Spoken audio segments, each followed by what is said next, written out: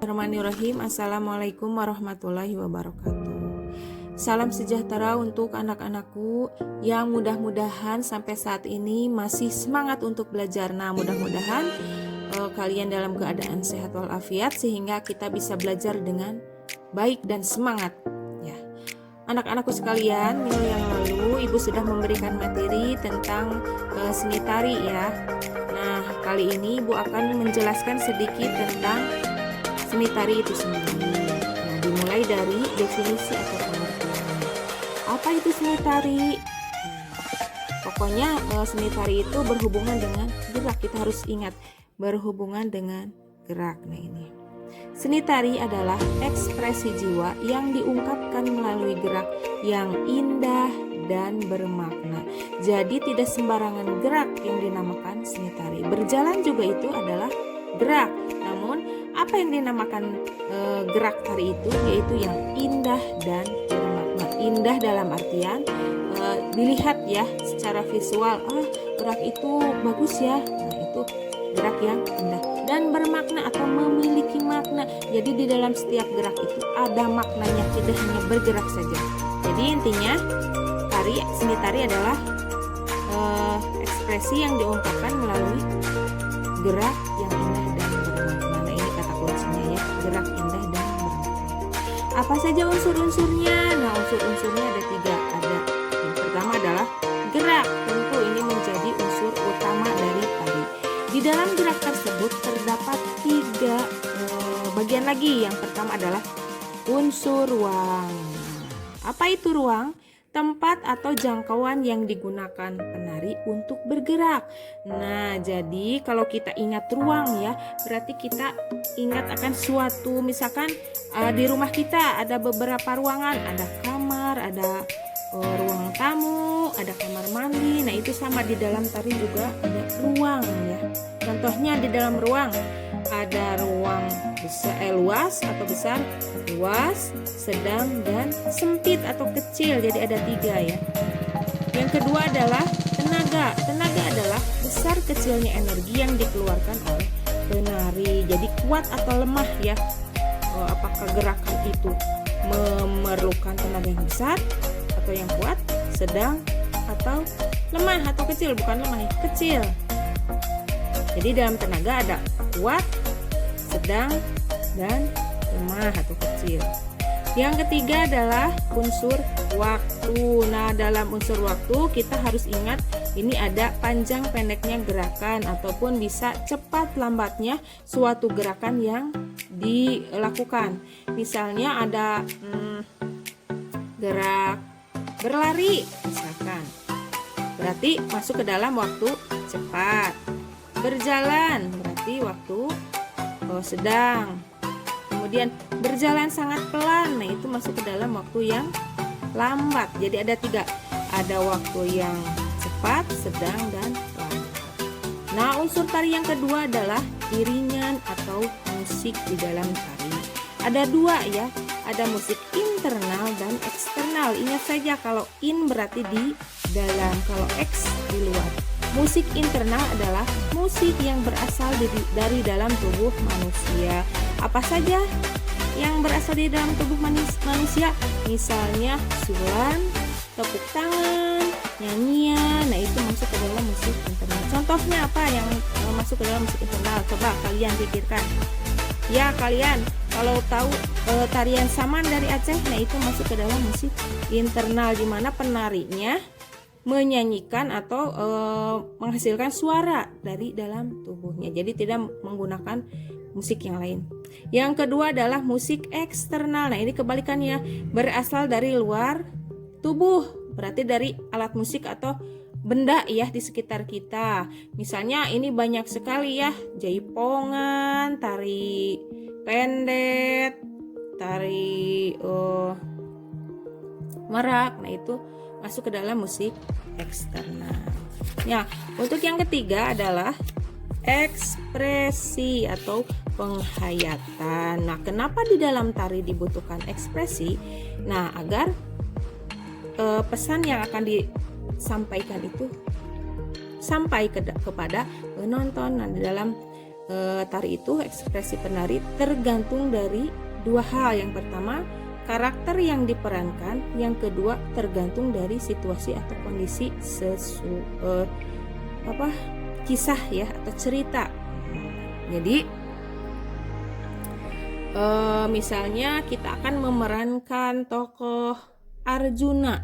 Nah, tokoh Arjuna kan karakternya itu satria ya, satria lungguh kalau di dalam tari Sunda itu satria lungguh. Jadi perannya mungkin akan berbeda dengan tokoh Rahwana, raksasa. Nah, itu akan berbeda ya, berbeda sekali.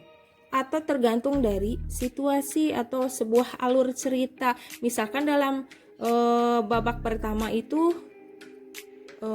situasinya mencekam. Nah, kita berarti ekspresinya harus kelihatan takut. Atau ketika resah berarti kita harus ekspresinya itu berubah. Kalau kita mendapatkan berita kecelakaan berarti kita sedih misalkan. Itu tergantung dari sebuah cerita, situasi cerita ya.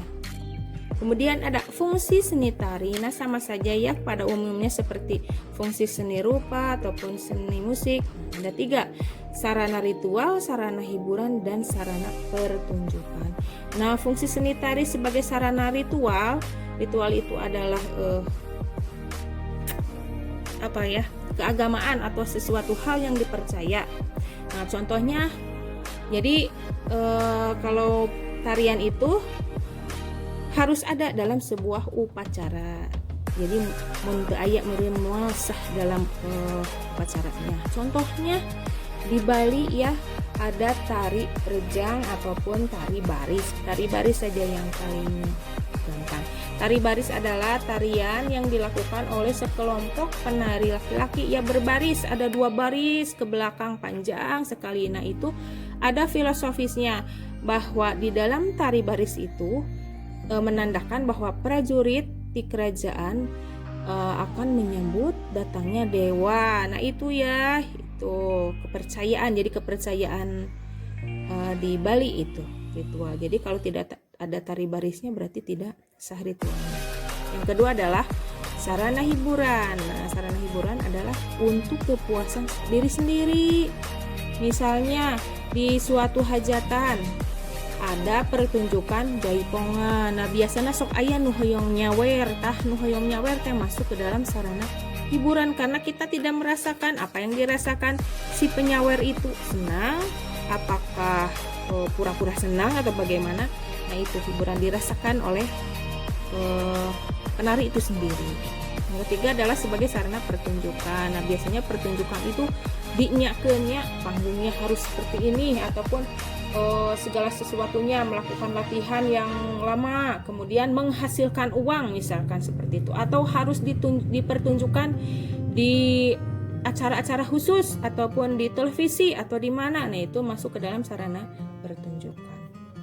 Kemudian masuk ke dalam jenis-jenis tari. Nah, ada beberapa. Yang pertama berdasarkan pola garapan. Yang kedua adalah jenis tari berdasarkan koreografi atau bentuk penyajiannya. Yang pertama dulu dibagi lagi, ada tari tradisional dan tari kreasi. Nah, apa itu tari tradisional? Yaitu tarian yang menggabungkan semua gerakan yang mengandung makna tertentu. Jadi ada makna-makna tertentu yang sudah ada sejak dulu. Nah, ini tari tradisional. Ada aturan-aturan misal biasanya ya. Nah, dalam tari tradisional itu ada 3 lagi, dibagi lagi, ada tari primitif, klasik, dan rakyat. Tari primitif, nah tina kata nage sudah tahu. Jadi sejak zaman lampau. Nah, kalau dulu kan ada beberapa daerah yang melakukan tarian. Jadi tariannya teh hanya berlari-lari kecil. Misalkan tarian meminta hujan. Nah, dulu kan kepercayaannya masih animisme, dinamisme ya, tidak seperti sekarang sudah ada agama.